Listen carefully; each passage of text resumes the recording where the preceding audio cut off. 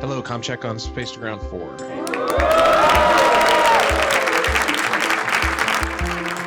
Sounds like it's working. Yes, it is working. Terry, this is Sunil Gupta. We are delighted to see you. And this is a room full of your fellow colleagues from GMP, AMP, and rest of the HBS community. We are delighted. This is great to be there. I really miss it. I think about it often. I got my t-shirt on today, and this is really fun. I'm glad we got to make this happen. People who come through our programs, they feel very connected with the Harvard Business School. And he was here for only 7 weeks, but it seemed like a lifelong relationship, and that's how we feel also. And I think that's because the school cares. It's not just a transaction, it's a relationship that we build over time. You are the colonel in US Air Force. You're an astronaut, now commander of this expedition. So what were you doing in GMP? To be honest, that was the best commander training that I've had. The small group dynamics, it was very international, as you guys know.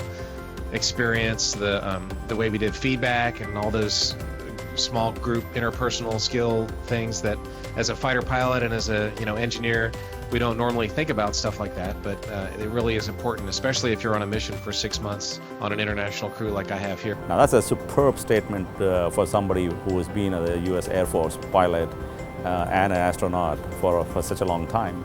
And I think that at some level it's surprising, at some level it's not surprising, but the leadership skills of dealing with different people, dealing with different diversity of cultures, etc., is something that you just don't learn.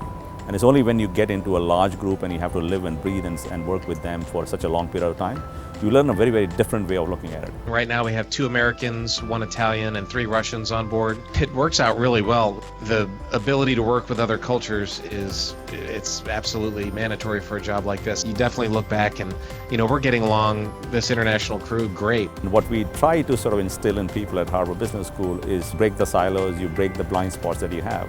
And I think that's what Terry got out of it, which is looking at your own blind spot, looking at the world from a slightly different perspective. In terms of leadership, what are the lessons that you hope your colleagues who are here together will be able to learn?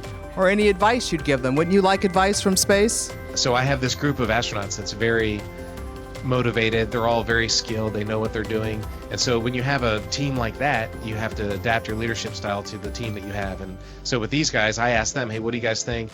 Are we going to do this, or what are better ways to do things? And we're continuously improving how we operate the station.